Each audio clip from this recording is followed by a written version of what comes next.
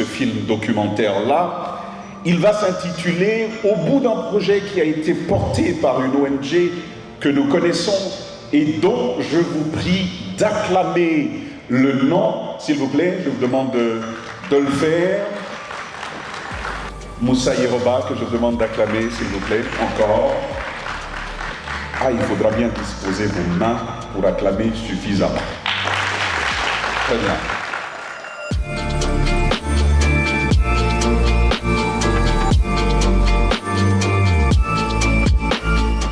Mesdames et messieurs les responsables des partis politiques,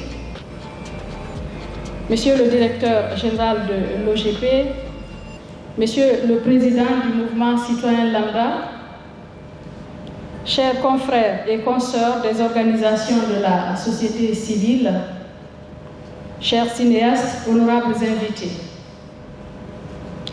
soyez les bienvenus à cet événement. Aujourd'hui, il faut le dire, nous sommes le 21 novembre 2025. C'est le lendemain de la Journée internationale des droits de l'enfant. Les droits de l'enfant, il faut le dire, célébrés le 20 novembre de chaque année. Et vous vous en souvenez certainement, il y a une année, nous nous indignions de la mort, des suites d'agressions physiques et sexuelles de la petite Aïcha Ba, 8 ans, retrouvée dans les toilettes de son école à Kagbele. Les circonstances, il faut le dire, n'ont jamais été élucidées. Le 12 août dernier, nous avons perdu également Elisabeth Lama à l'âge de 11 ans, décédée un an après son viol à Yomu. Le cas le plus récent est celui de Oumou Diallo, enlevé, violé, tué et jeté dans le coffre d'un véhicule à Djubrika. Quand est-ce qu'on va s'arrêter? Notre société est-elle malade? Je m'interroge. Je voudrais, avant de continuer mon propos, que nous nous levions, que nous nous arrêtions un moment, que nous accordions une minute de silence à cette enfance volée, à ses rêves brisés, s'il vous plaît.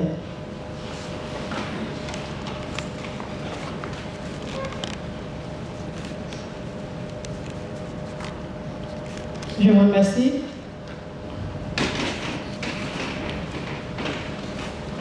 Paix à leurs âmes et ne les oublions pas, portons-les dans nos cœurs pour que le combat puisse continuer et surtout que lumière soit faite.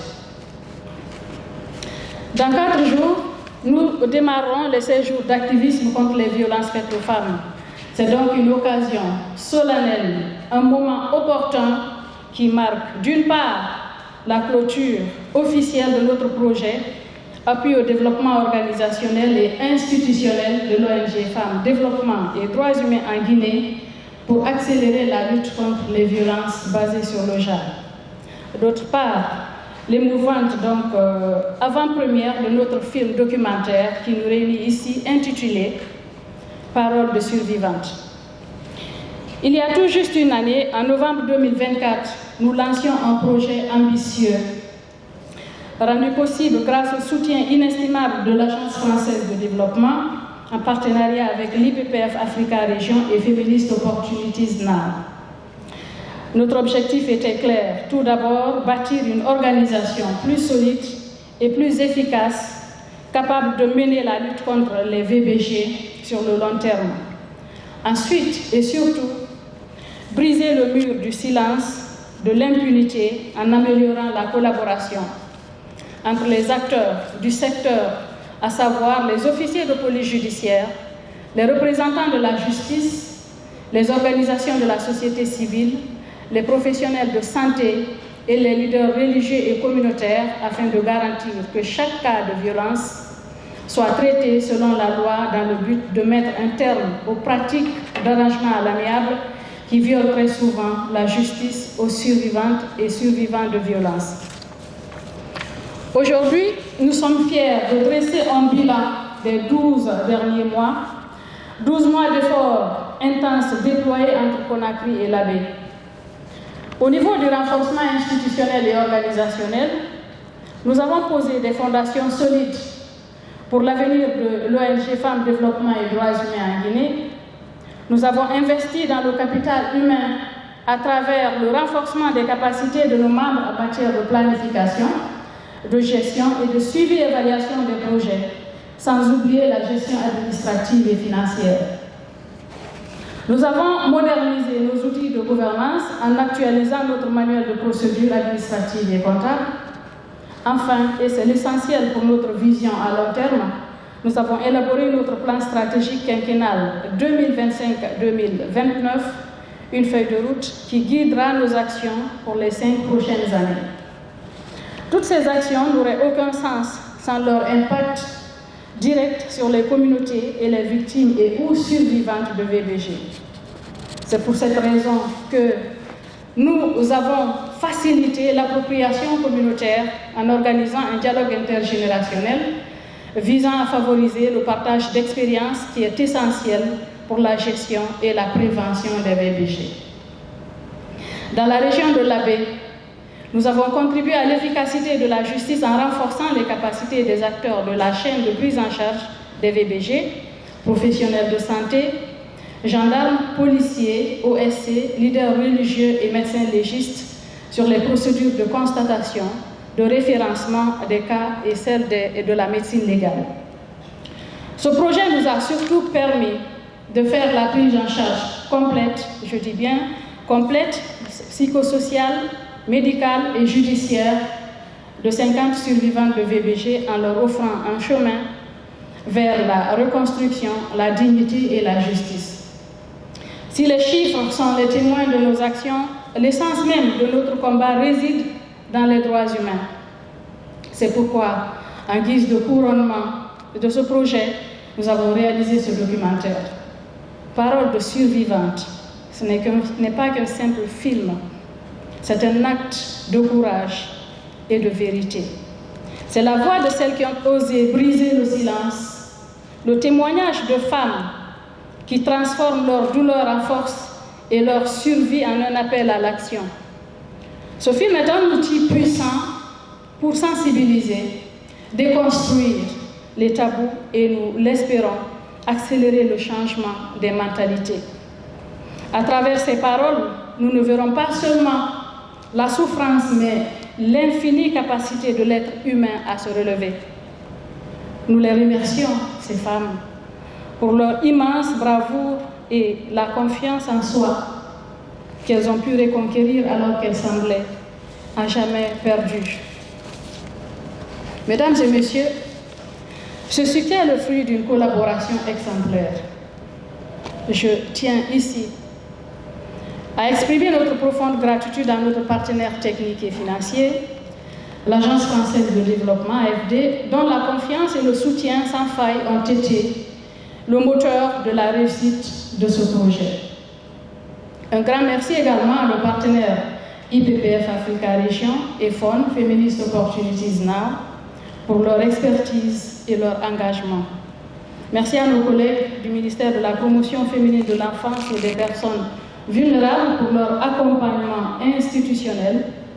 Merci enfin à l'équipe de l'ONG Femmes, Développement et Droits Humains en Guinée, dont l'engagement souvent au péril de leur propre bien a permis de transformer ces objectifs en réalité concrète. La clôture de ce projet n'est pas une fin en soi, mais une étape de franchie. Fort de ces nouvelles capacités institutionnelles et de l'élan créé par ce documentaire, l'ONG F2DHG est plus que jamais déterminée à poursuivre la lutte pour une Guinée où chaque femme et chaque fille peut vivre libre de toute violence. Je vous remercie. Commencer petit, dans le cloisonnement d'une petite pièce, devenir une organisation qui se structure, diagnostiquée, puis rehaussée avec tous ces outils de gouvernance.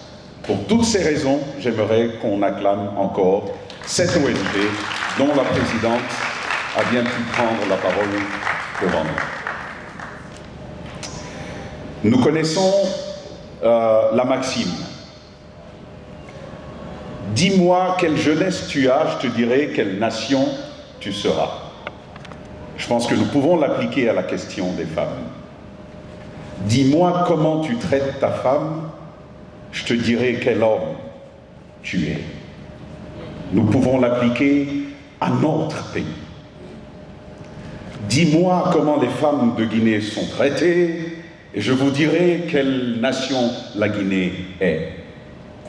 Je pense que cela, l'ONG l'a compris, cela, les partenaires au développement, en l'occurrence l'Agence française de développement, qui appuie les pays à travers le monde sur un ensemble de thématiques, l'AFD donc l'a compris. Tout à l'heure, Moussa Yero nous parlait de Feminist Opportunities First, Now. Ils l'ont compris également, et je pense que c'est à ce titre que tous ces accompagnements sont en train d'être déployés. Et qui de mieux pour nous en parler? Qui de mieux pour partager avec nous les motivations réelles de l'Agence française de développement à appuyer cette ONG dans le cadre de sa maturation? Qui de mieux que même pour nous dire quel impact est qui est ciblé dans le cadre de cet appui? Et c'est pour cette raison que j'aimerais ici que l'on accueille la représentante de l'AFD qui est présente avec nous, Madame Marie Dubuffet, s'il vous plaît. On l'acclame, s'il vous plaît. De prendre la parole aujourd'hui, j'aurais tendance à dire que je ne suis pas tellement ravie d'être là pour aborder ce sujet. Et si l'AFD un jour peut arrêter ses financements en soutien à la lutte contre les VBG, ça voudra dire que le combat est gagné. Le combat est gagné contre des crimes qui sont encore impunis, contre toutes les violences qui sont faites envers les femmes. Donc je félicite toutes les ONG présentes et en particulier l'ONG Femmes, Développement et Droits Humains pour tout le travail accompli. On est très fiers de pouvoir vous accompagner, de tout l'impact qui est déjà réalisé et qui continuera d'être déployé. Et je vous souhaite une belle cérémonie aujourd'hui et je ne serai pas plus longue. Merci à vous.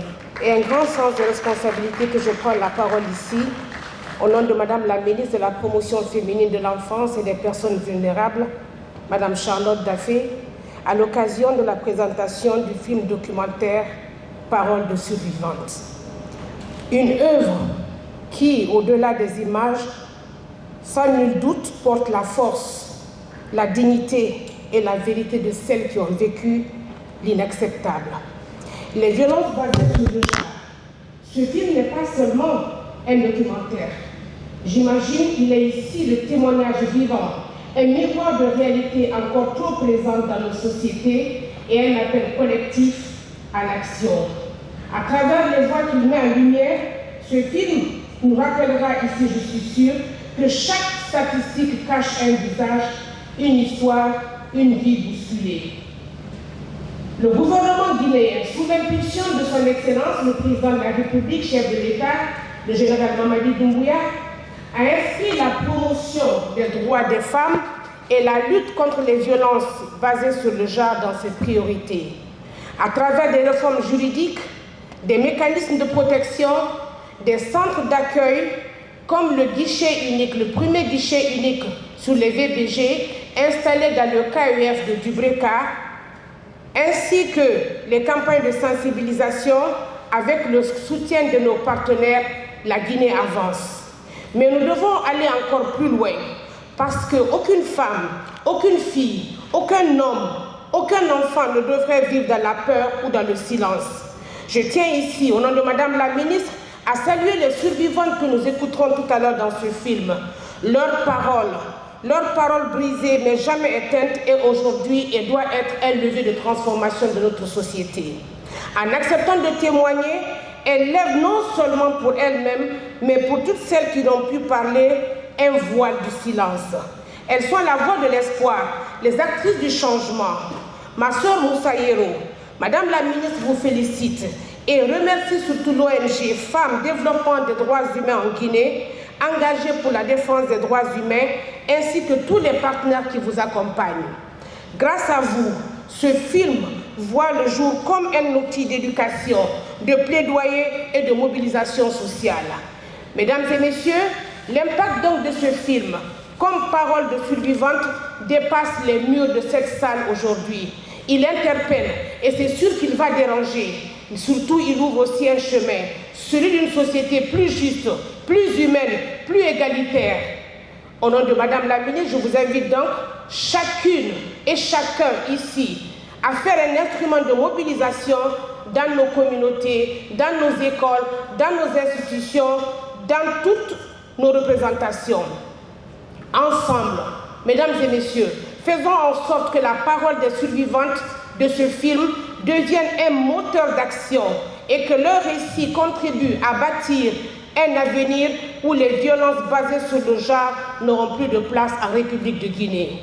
Au nom de Madame la ministre de la promotion féminine de l'enfance et des personnes vulnérables, elle réitère ici son engagement total pour la protection des droits des femmes et des filles en Guinée, pour la prévention des violences et pour l'accompagnement de toutes les survivantes vers la justice, la guérison et la dignité retrouvée.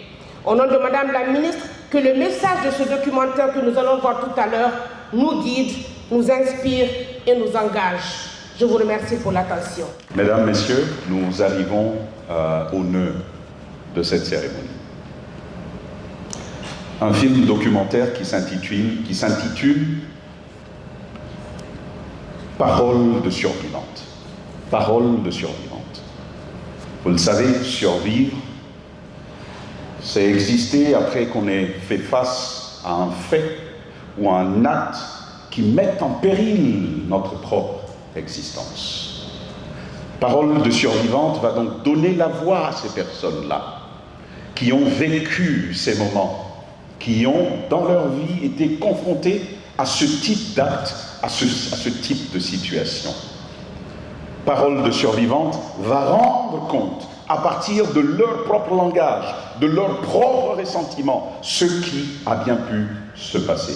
Et puis, un autre aspect de ce film documentaire, c'est finalement de mettre en lumière les outils, les canaux qui permettent, une fois qu'on est confronté à cela, qui permettent justement de savoir quoi faire. Je ne vous en dis pas plus. Il y a eu un travail de fourmi, un travail professionnel autour du film documentaire que nous allons voir. Ce à quoi je vous invite, tout simplement, c'est écouter, c'est observer, c'est questionner, c'est analyser et c'est déduire.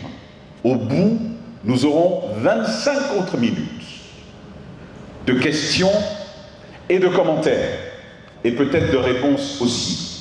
Sentez-vous libre, mettez-vous à vos aises, ayons ce moment ensemble, et après ces minutes-là, après les 25 minutes que nous allons passer à observer, à visualiser ce film documentaire, nous reviendrons autour du débat.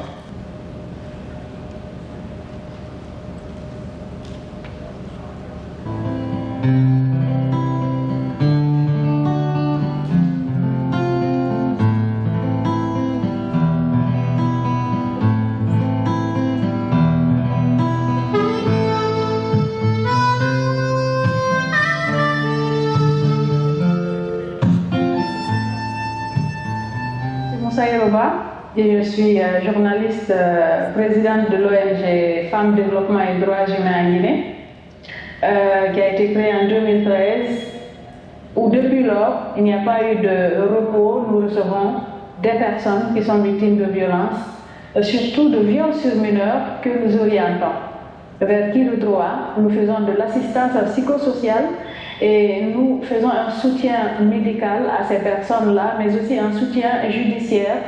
Parce que ici, le plus souvent, les gens qui sont victimes de violences sont extrêmement pauvres.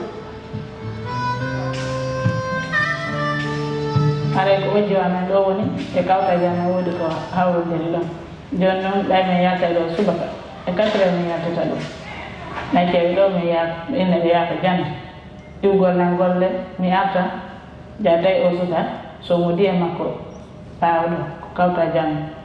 Mkamanju mnongabana banata wameyama sana ebirenya bamaye wona mefala tun banangini wa benade kusuri min ajungo yungu kusanga kumbana benade ko nasul wa mi bafanga Don't when I do number one, my man to any know what's my mommy, my mother, bayno woni o waɗi ɗum ɗo min noddi mi addi jonko min daari mi noddi jomɓe kawtaji an ɗo kadi wonni woni oɗo hewtama min yaade noon on suma ko labtani joni noon depuis on suma ɓayala tawi ɓeɗo wallitike min ɓe inni min yew ko labtani mi yehi ko hôpital joni ko ɓe wadde traitement makko ha o leeɗo Allah ɓay noon tawi joni woroɓe gongal woodi min joni min yaade ko laamu mbaɗ makko kadi inni joni min yaade ko laamu ha no hewtiri ɗo ni joni ko laamu gon mi wallitade e onon hande fewtorɗen ɗo ni joni.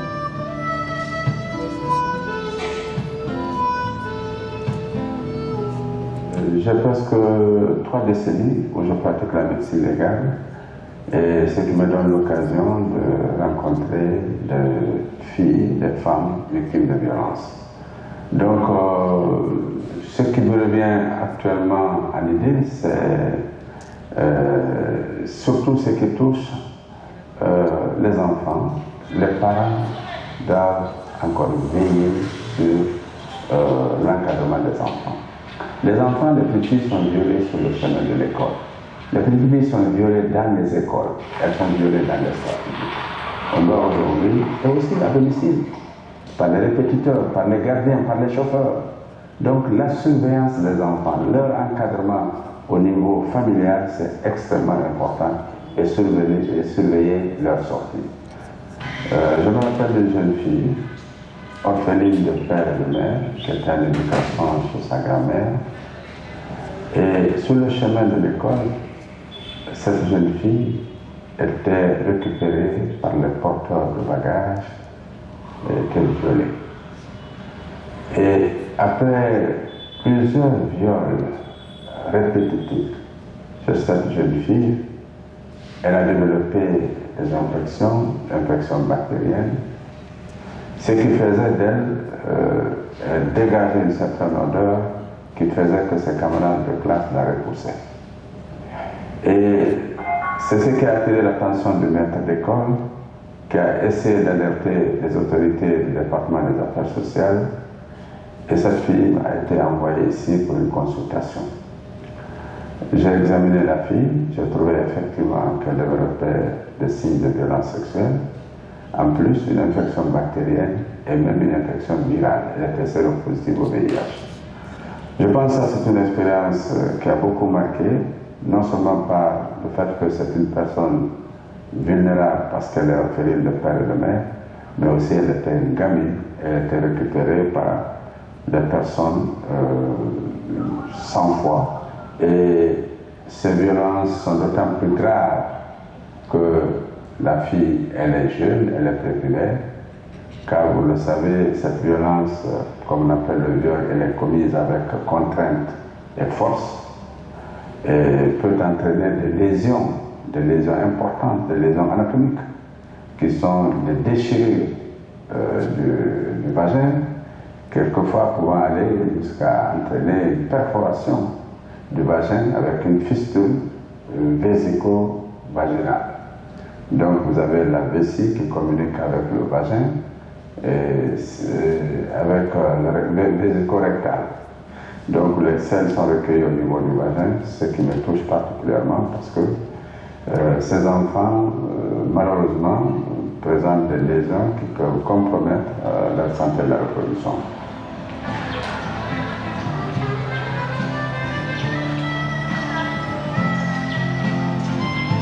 C'était le 20 mars 2024, dans les environs de 10h, 11h, on m'a appelé de me rendre directement à l'établissement de ma fille.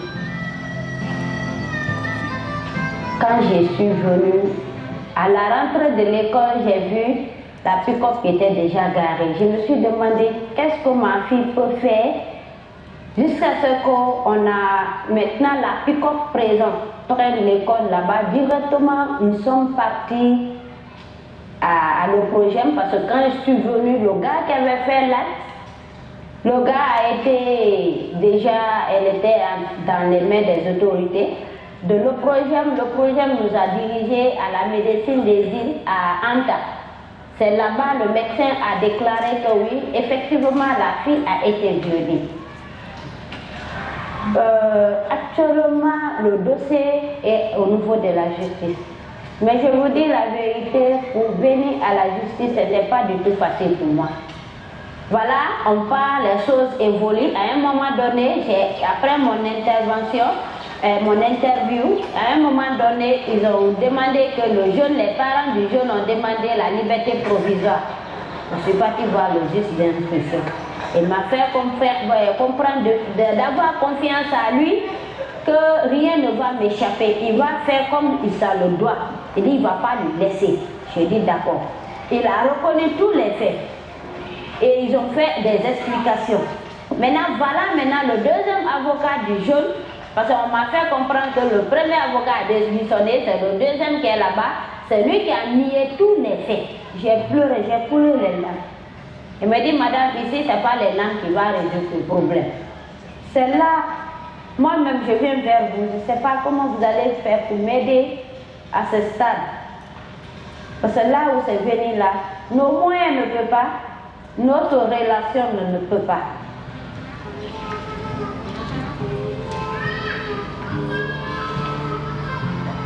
Il a dévié ma fille. Dans l'avenir, on pourra expliquer ça à l'enfant quand elle va grandir. C'est quand même plus de 13 ans que j'exerce la profession d'avocat. Je pense à la petite Blandine, à Aïcha Kaba qui est morte, à Lambani, à beaucoup d'autres cas non élucidés. Parce qu'aujourd'hui, on n'utilise pas les tests ADN, on n'a pas on ne fait pas le profilage d'ADN et aussi c'est difficile de parler aujourd'hui de lutte de violence ou de viol ou de violence basée sur le genre sans penser à des pools spécialisés de juges, des moyens beaucoup plus adéquats. La mise en place de moyens adéquats commence par la police criminelle, la police scientifique. Aujourd'hui, on ne peut pas dire qu'on se bat et qu'on a envie de faire changer les choses si ces outils-là ne sont pas mis à disposition de la justice. Mais qu'il y ait aussi beaucoup plus de conscience et de responsabilité. Parce qu'au-delà des questions de moyens, la plupart des acteurs qui sont censés poursuivre ces faits et ces infractions restent dans une léthargie que moi je n'arriverai jamais à comprendre.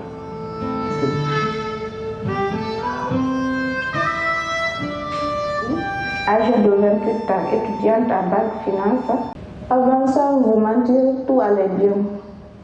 Au début, tout est rose et beau. Bon, après 2 ans de mariage, tout a commencé. À tout le temps qu'il fait quelque chose de mal, c'est mis à l'année, moi. Je suis allée dans la famille, mes parents, mes potes et tout. À chaque fois quand je dors, on me dit que je me mouille à garder certains secrets. Parce que quand tu les gardes, peut-être que tes enfants seront épargnés. Mais au fil du temps, ces genres de cicatrices, même quand tu es mes enfants et tout, et partir quelque part où je ne sais le lieu en fait. Malgré tout ça, j'étais en état de famille. C'est ce qui m'attristait de plus. Parce que souvent quand on te dit que lorsque j'ai dit pourquoi ne pas mettre un terme à cette grossesse. Ça m'est arrivé en fait. Imaginez, lorsque j'étais seule dans mon coin abandonné, il m'arrivait même parfois à mettre un terme à ma grossesse. Et ça, c'est le pire des choses. C'est le pire. C'est difficile quand même. En fait, au lieu d'aller de fond en comble, de long en large et vous donner tous ces détails-là, on va passer toute la journée parce que j'en ai assez à dire.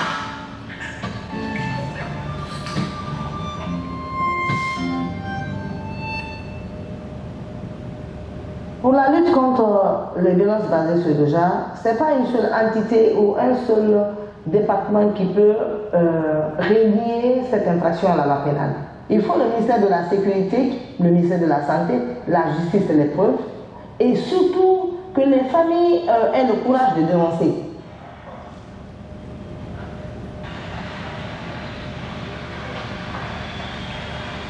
C'est un cas qui me cœur beaucoup plus un père de famille qui abusait tout le temps de sa fille. D'autant plus que la fille était orpheline de mère. Le monsieur dans le bâtiment avait pris en location au rez-de-chaussée une boutique. Et c'est la fille qui assurait la vente dans cette boutique. Et toutes les nuits, il venait abuser d'elle. Étant mineure, elle n'avait que 16 ans. Son papa l'avait avorté. Après l'avoir enceinté, il l'a avorté. Et il a continué à abuser d'elle. La fille en avait marre. Elle est allée voir leur concessionnaire pour lui dire « Dites à mon papa d'arrêter ». Qui à son tour nous a saisis. Nous avons fait une descente musclée à 6 h du matin et nous avons pris le monsieur en flagrant délit. Il faut le parquet pour juger, analyser ce que la police nationale ou la gendarmerie nationale leur envoie comme dossier autour du présumé auteur. Ensuite, il faut les ONG qui assurent souvent la prise en charge. Donc, il faut toutes ces différentes entités qui travaillent ensemble. Je vais donner le dernier cas que j'ai géré avec Mme Moussaïro. C'est le cas de Kamsa, une petite fille âgée de 5 ans dont sa tutrice lui a brûlé avec le fer à repasser la partie génitale de l'enfant. La justice avait mis le présumé auteur en liberté provisoire. C'est moi qui ai appelé l'ONG de Mme Moussaïro, mais Moussaïro a levé le ton. Le lendemain, la dame a été reprise et elle a été jugée et condamnée. Si vous prenez pour le cas de janvier 2025 au mois de septembre, nous avons arrêté 70 cas de viol. L'année dernière, c'était 225 cas de viol. Donc vous voyez un peu le travail que nous faisons en commun accord avec les ONG est vraiment un travail remarquable. Nous avons un cas d'une fillette de 12 ans qui a été violée par son tuteur où elle était venue en éducation. Elle est tombée enceinte. Et quand le monsieur s'est rendu compte qu'elle était enceinte, il a tout simplement ramené au village chez ses parents. Nous avons été contraints de prendre en charge cette fille parce que nous avons été appelés par un monsieur qui a vu la fille à l'hôpital. Il a dit, si vous n'aidez pas cette fille, je ne sais pas comment cela va se passer parce qu'elle est trop jeune. Effectivement, elle avait 12 ans.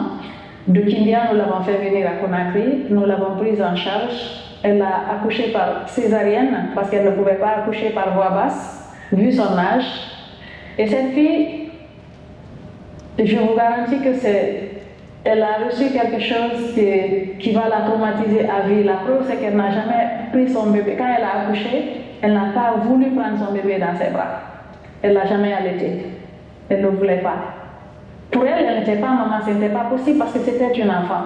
Tout ce travail se fait quand il y a de l'accompagnement. Par exemple, au sein de cette organisation, on a évolué ici en payant nous-mêmes, grâce à nos cotisations, pendant plus de 5 ans. Donc si nous n'avons pas d'accompagnement, parfois nous nous sentons démunis, nous nous sentons faibles face à l'envergure du phénomène, parce que je vous le dis, c'est au quotidien les cas de violence, les cas de viol, les cas de violence conjugale. Nous avons eu des femmes ici, vous avez dû le comprendre à travers le travail de terrain qui a été effectué. Mais si vous dites non, c'est des petites organisations, vous ne pouvez pas les financer, il faut bien commencer quelque part. Si on ne commence pas quelque part, on ne pourra pas faire un chemin qui est un peu plus long. Et donc, c'est pour cela que nous sommes très heureux d'avoir obtenu ce financement et j'encourage les autres bailleurs à mettre en place des fonds flexibles pour soutenir les petites organisations qui font un travail remarquable sur le terrain.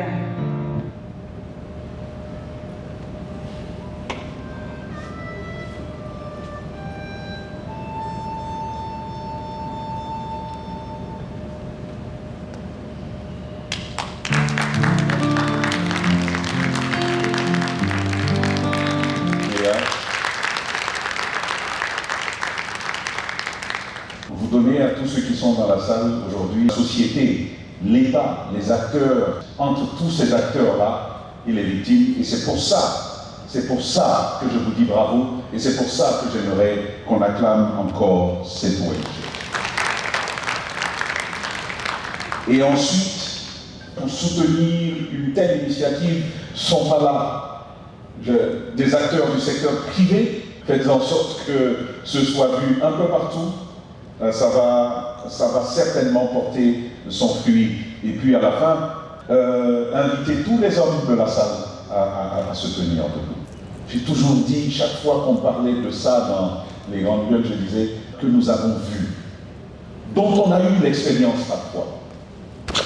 C'est tellement pénible que ni auprès de son père, ni auprès de son oncle, ni dans la société, on ne se sent vraiment en sécurité. C'est tellement pénible. Et je vous ai demandé de vous tenir debout.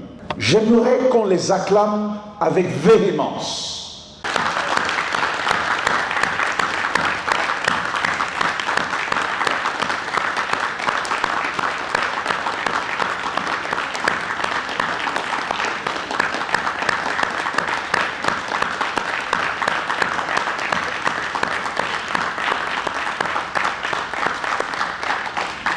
Très bien, vous pouvez vous rasseoir. Je m'arrête là et je vous passe la parole. Je suis le président du mouvement citoyen Lambda. Je vis en République fédérale d'Allemagne depuis 28 ans. Je suis là pour un tout petit cours, un tout petit séjour. Je voudrais remercier l'ONG de m'avoir permis de vivre ce que je viens de vivre avec vous, particulièrement ma chère amie Moussaïro qui m'a fait le plaisir de m'inviter ici. Je voudrais exprimer encore une fois toute la peine qui m'anime à l'instant précis après avoir vu ce que j'ai vu tout à l'heure, les féliciter, les encourager dans ce qu'ils font. Je voudrais suggérer que cette ONG soit à l'initiative d'un projet de loi que l'ONG elle-même rédige et qui, peut-être la loi existe déjà, mais qu'un projet de loi, je dirais, le plus dur au monde, soit établi ici pour ce genre de cas et que le moindre viol constaté puisse avoir une punition minimale de 20 ans de réclusion criminelle. Et que ce projet de loi, en fait, soit voté par le Parlement de la République. C'est vrai que le problème n'est pas simplement qu'il n'y a pas de loi. En Allemagne, partout dans le monde, il y a des viols. En Allemagne, nous le voyons aussi permanemment. La différence, c'est que là-bas, on cherche les auteurs, on les traduit devant les tribunaux, ils sont jugés et condamnés sévèrement. Et je voudrais que l'ONG travaille non seulement au durcissement des lois de la République sur la question, mais aussi au suivi des procès comme elle le fait jusque maintenant, afin que les auteurs de cette barbarie puissent être vraiment punis et que ce soit officialisé. Ce projet de loi contre ces genres d'actions. Je suis là ce soir pour représenter M. le maire Ahmed Sektaoui de la commune de la Touma. Donc nous vous remercions sincèrement.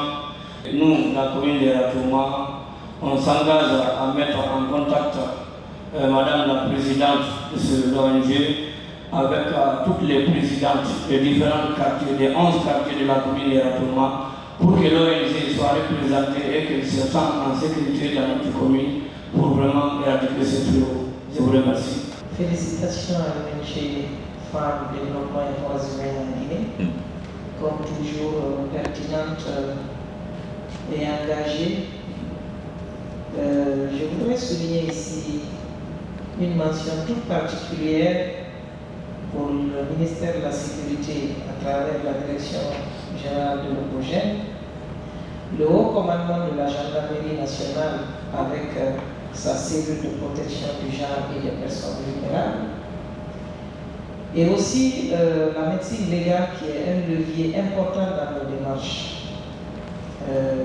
C'est le plaidoyer des organisations et aussi féliciter le ministère de la Défense qui est le seul ministère qui a transformé son service genre équité en direction générale. Donc, notre plaidoyer a porté à créer l'Opogène, à créer la cellule de protection, à intégrer des casernes pour parler de violences basées sur le genre depuis des années avec Peace Building Fund des Nations Unies. Et je pense qu'à la vue de ce documentaire, nous avons encore du travail. C'est de continuer notre plaidoyer pour qu'on dote la Guinée d'un centre médico-légal. Si je dis un centre médico-légal, c'est avec tous les outils permettant de confondre les criminels. Les crimes les plus dangereux au monde, on les a confondus avec les matières biologiques qui sont infaillibles. Ici, la médecine légale constate qu'il y a eu viol, mais lorsque le violeur nie, il n'y a aucun moyen de vérifier ces matières biologiques et les confondre avec ce qui a été prélevé sur les victimes. C'est la parole de la victime contre la parole du bourreau, ce qui rend la tâche très très difficile. C'est un plaidoyer que nous devons encore porter jusqu'à obtenir ce centre médico-légal et les enfants quand il y a viol. Lorsqu'une personne est violée et qu'elle a accès aux services de santé dans les 24 heures, par précaution, on va lui donner des ARV, ce qu'on donne aux séropositifs. En les prenant pendant 28 jours, même si la personne qui a violé était infectée au VIH, ça bloque la multiplication et la personne ne développera jamais la maladie et ne sera pas contaminée. Mais le temps court, il faut faire vite et par précaution on donne. Les ARV sont gratuits en Guinée. Lorsque vous n'obtenez pas de gratuité, il y a un observatoire qui veille à ça, offert par le Fonds mondial. Je vais m'adresser à Mme Gomez, que tout le monde connaît, et à Mme Moussaï. On entend parler de projet, on entend parler de cette ONG-là. Il y a beaucoup d'autres qui travaillent sur le terrain. Mais il y a une chose, c'est quand il y a des cas de viol avérés dans les familles, que les gens se disent, à qui on peut s'adresser? Les gens se demandent, où je peux aller? Je suis victime, ils ne savent même pas à qui s'adresser. Ça, moi je le pense sans regret avec le rapport de temps.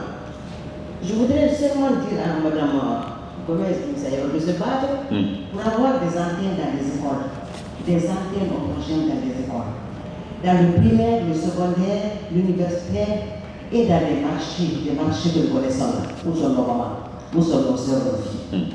Et qu'est-ce qu'il faut faire? C'est pas que la sensibilisation. Apprenons à mettre dans les écoles de boîtes à idées, à l'image de boîtes à idées là. Mettez des boîtes, déposez quelque part. Ensuite, apprenons à nos filles à dire non. Apprenons à nos filles à dire non. Un jour, j'ai vu un ouvrage. C'est extrêmement important, donc c'est une éducation qui ne finit pas. Je suis traumatisée par ce qui se passe en Guinée aujourd'hui. Je vous assure, je n'ose même pas avoir ma petite fille de 2 ans dire bonjour au chauffeur. Je n'ose pas. Tout de suite, je suis sortie, je dis quelque chose peut arriver. Vous vous imaginez un peu comment on peut continuer à vivre de cette façon-là? Ces dernières années, on a vu des filles. C'est de ne pas mettre les toilettes des filles avec les toilettes des garçons dans un milieu. Ces hommes-là, on ne doit pas les condamner 20 ans. On doit les castrer. C'est ce que je dis. Très bien. Très bien. D'affirmation de soi et de sa volonté. Moussaïo et son équipe qui se bat nuit et jour. À tous les religieux de faire des sensibilisations au niveau des mosquées, des églises et de la terre un chapeau concernant Kofina, tout ce qu'on peut faire pour accompagner cette ONG. On le fera. Merci.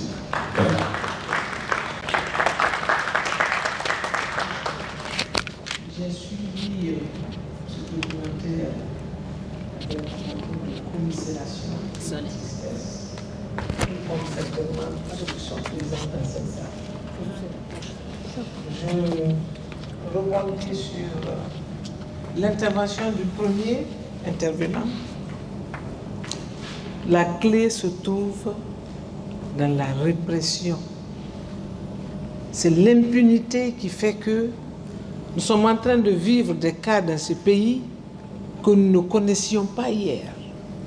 Ou peut-être parce qu'il n'y avait pas cette vulgarisation des médias, cette facilité d'être sur l'autoroute de l'information, que nous n'étions pas au courant. Mais ce qui se passe aujourd'hui dans ce pays est sidérant. Pour les mamans que nous sommes, pour les papas que nous sommes, si ça se passe chez vous, dans votre maison, Que pouvez-vous faire? Si un papa se permet de toucher à son propre enfant, comment pouvez-vous qualifier cela? L'inceste. Quand un frère peut se permettre de toucher à sa sœur dans votre maison, comprenez que la maman, elle est morte avant d'être réellement morte. Et c'est des cas qu'on enterre, on n'ose pas le dire, pour sauver la face, pour sauver l'honneur, mais la femme que nous sommes reste meurtrie à vie. Je voudrais féliciter donc cette ONG de Moussaïro qui se bat parce qu'il faut qu'on commence quelque part. Il faut qu'il y ait un pionnier, mais il faut poursuivre. Il faut être résilient, il faut se battre. Et le commissaire Gomez, qui aujourd'hui n'en dort pas, elle connaît tellement de cas par jour, par mois, par an, que c'est sidérant.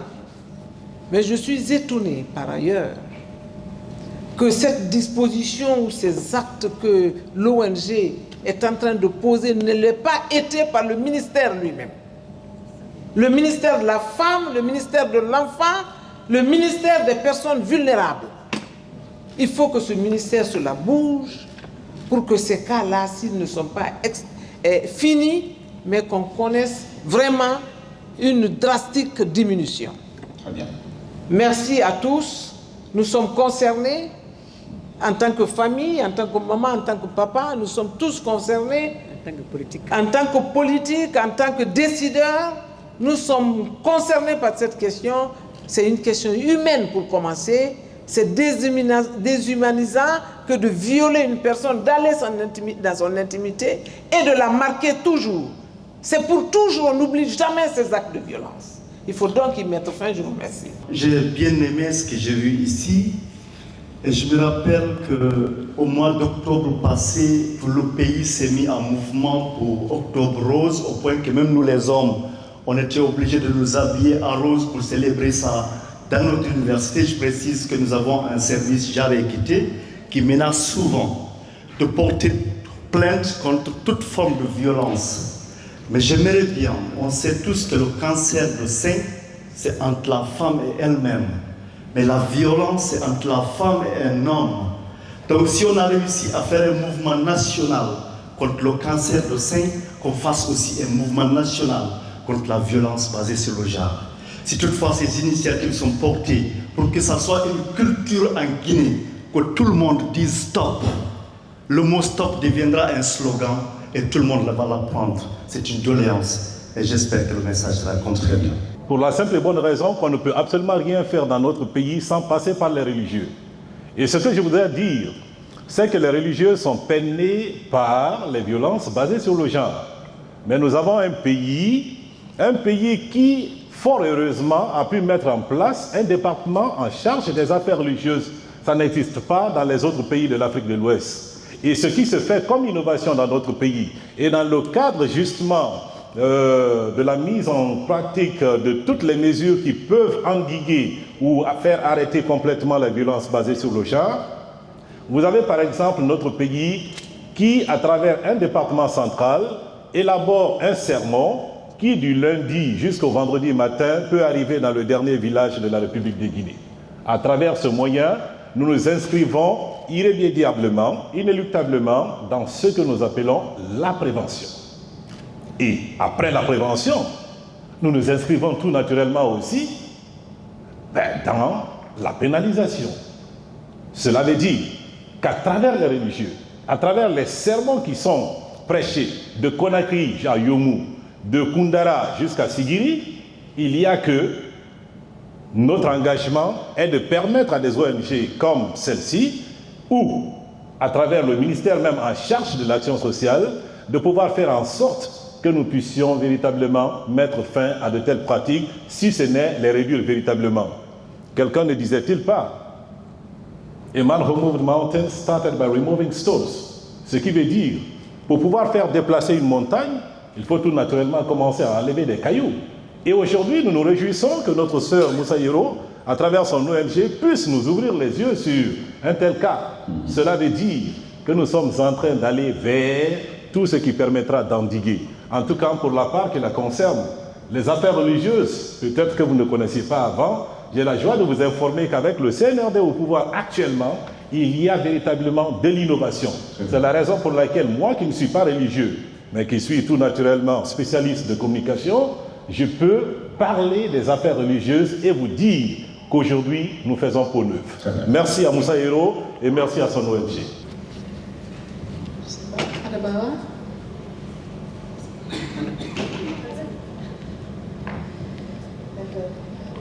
Bonsoir à tous. Merci pour l'attention que vous avez accordée. Je crois que tous, on a suivi un film documentaire qui nous a beaucoup interpellés. Nous en sommes très réconfortés et reconnaissants et ça nous ragaillardit encore plus de faire beaucoup plus d'actions et impacter à comment faire pour porter soit plainte ou même se diriger vers une structure qui peut les prendre en charge. Donc si nous avons plusieurs ONG, plusieurs autres ONG ou plusieurs actions qui informent la société, il y a beaucoup qui sont dans l'ordre, qui n'arrivent pas à parler ou qui ne savent pas comment parler. Mais il y a certains aussi qui ont envie de parler. Et je crois que parmi les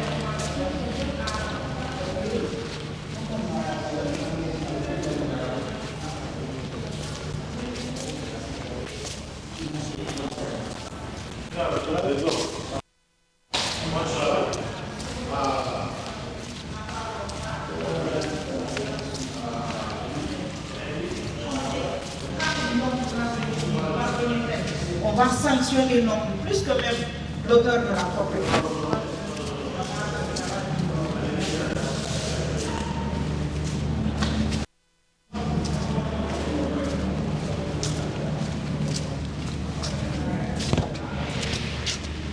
Très bien. Donc,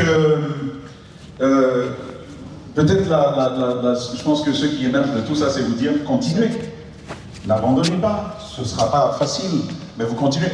Comme ça, nous aurons 1, 2, 3, 4, 5, 6, 7, 8, 9, 10, 11, 12, 13, 12 autres personnes à qui on pourra directement s'adresser. Madia va respirer un peu. Je suis assistant psychosocial au sein de l'ONG. Le 620 25 09 35. Bonjour, moi c'est Bafatoumata Bintakal, membre évoluant au sein de l'organisation en phase d'apprentissage en vue d'obtenir une responsabilité plus tard, Inch'Allah. C'est Soari Adama Hawa, je suis membre du pôle communication de l'ONG. Mon numéro c'est le 628 21 74 04. Ok, Salimatou Baldé, membre du pôle communication. Mon numéro c'est le 621 77 81 50. Je suis Barry Kernomaïmouna, conseillère juridique de l'ONG. Mon numéro c'est le 628 01 20 77. Bonsoir, moi c'est Mohamed Sharif Bari, je suis l'assistant psychosocial des survivants de vieux baisers au sein de l'ONG. Mon numéro c'est 620 20 27 72. Bonsoir, moi c'est Diallo Aïssatou, je suis la présidente de notre antenne à Koya. Mon numéro c'est 625 37 08 24. Bonsoir, moi c'est Diallo Idjadou, membre de l'ONG. Mon numéro c'est 620 42 59 69. Bonsoir, moi c'est Oumou Bari, présidente de l'antenne de Matoto. Mon numéro est le 626 89 15 35. Bonsoir, moi c'est Aminata Tonkara, c'est 622 11 80 82. Bonsoir à toutes et à tous, Mamadou Diane Diallo, responsable des programmes au sein de l'organisation. Mon numéro est le 628 41 23 88. Merci beaucoup. Merci. Moi, je réponds au nom d'Alassane Ba, membre de l'ONG, et je prie Dieu qu'il nous facilite l'éradication de ce fléau dans tout le monde, dans le monde entier, autant pour moi. J'ai le 622 42 73 62. Bonjour à tous, moi je suis Assatou Bari, la trésorière de l'ONG Femmes Développement et Droits Humains Guinée. Mon numéro c'est le 626 82 59 31 et je vous donne aussi le numéro de l'ONG qui est le 623 87 97 97. C'était donc la trésorière. Est-ce qu'on peut les acclamer une dernière fois? Merci pour votre patience. La présidente va vous dire, enfin c'est ce qui se fait à tout seigneur, tout honneur, la présidente va avoir un dernier mot. Je vois ici des visages que je connais, que je mentionne rapidement. Chef de délégation de MSF en Guinée, bienvenue, soyez bienvenue. À votre gauche, vous avez le directeur général de l'OGP. Je ne pourrais pas dire plus que cela parce que cette salle aurait pu se remplir. Comme quelqu'un l'a dit dans la salle, on parle de mobilisation contre le cancer du sein. Mais ici, plusieurs petites filles ont été retrouvées mortes dans des écoles, dans des endroits isolés. Il n'y a eu aucune mobilisation. Quelquefois, je me suis dit, mais qu'est-ce qu'on devient? Parce que c'est comme si on banalisait la mort. C'est comme si on banalisait la perte de ces vies, de ces jeunes personnes qui peut-être avaient un rêve, dont les familles avaient un espoir quelque part. Mais c'est devenu une habitude. Cela ne concerne pas que les filles. Aujourd'hui, il y a des petits garçons qui sont victimes de viol. Il n'y a pas que les petites filles aujourd'hui, il y a aussi des petits garçons. Merci à tous d'être venus.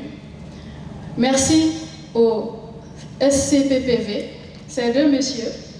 En plus de le projet Madame Marie Gomez, nous faisons beaucoup de choses ensemble.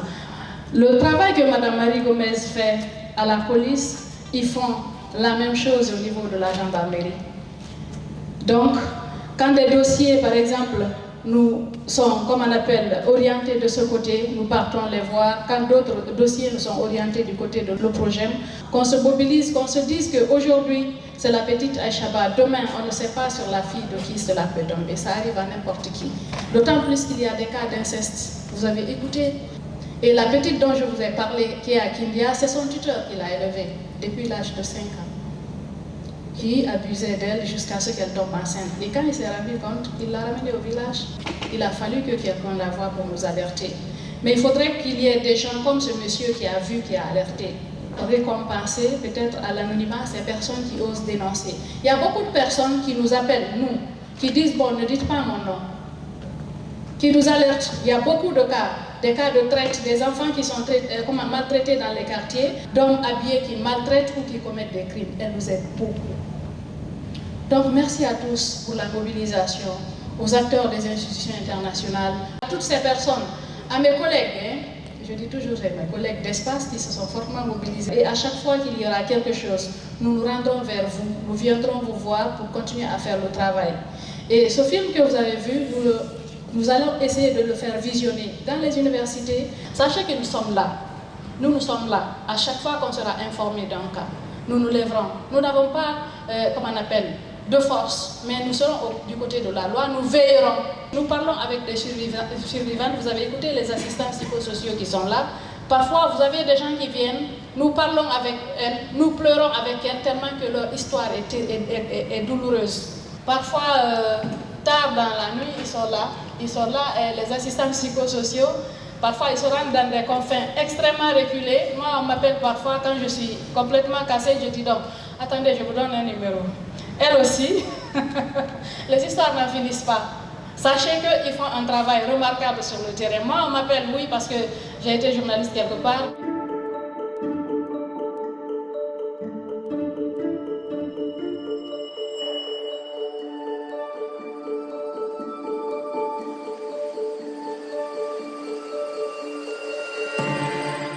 Je suis capitaine Adama Waba.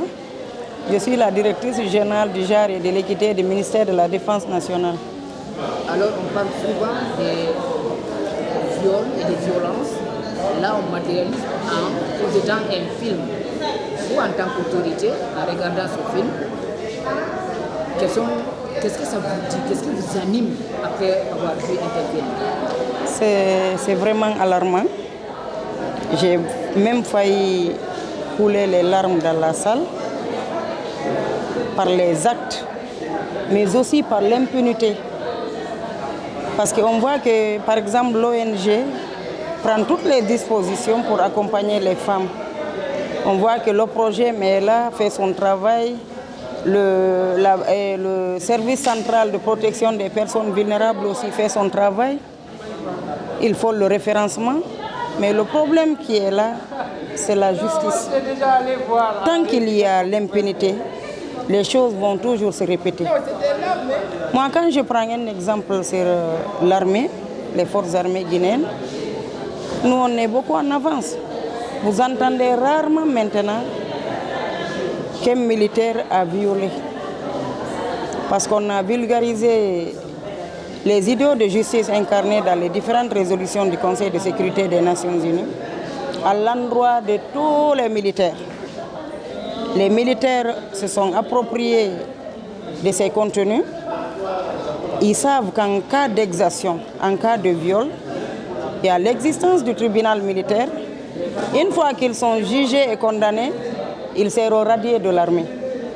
Oui, c'est pour cela que vous n'entendez plus. Sinon, vous savez, avant, quand il y avait manifestation sur l'axe, on entendait toujours que les militaires ont violé. Mais il n'y a plus de viol. Parce qu'ils sont sensibilisés, ils sont outillés, ils savent qu'en cas de viol, ils seront punis et ils seront radiés. Donc, il y a eu l'existence des cellules de procédure de prise en charge des victimes de violences basées sur le genre, sur toute l'étendue du territoire, au niveau des brigades de recherche de la gendarmerie. Maintenant, il y a le service central de protection des personnes vulnérables. Même s'il y a des violences à l'interne, au niveau dans les couples militaires, mais dès qu'ils sont là, on leur explique l'existence de ces idéaux de justice, on les sensibilise. Il y a eu beaucoup de réductions. Il y a moins de violences maintenant commises par les hommes en uniforme.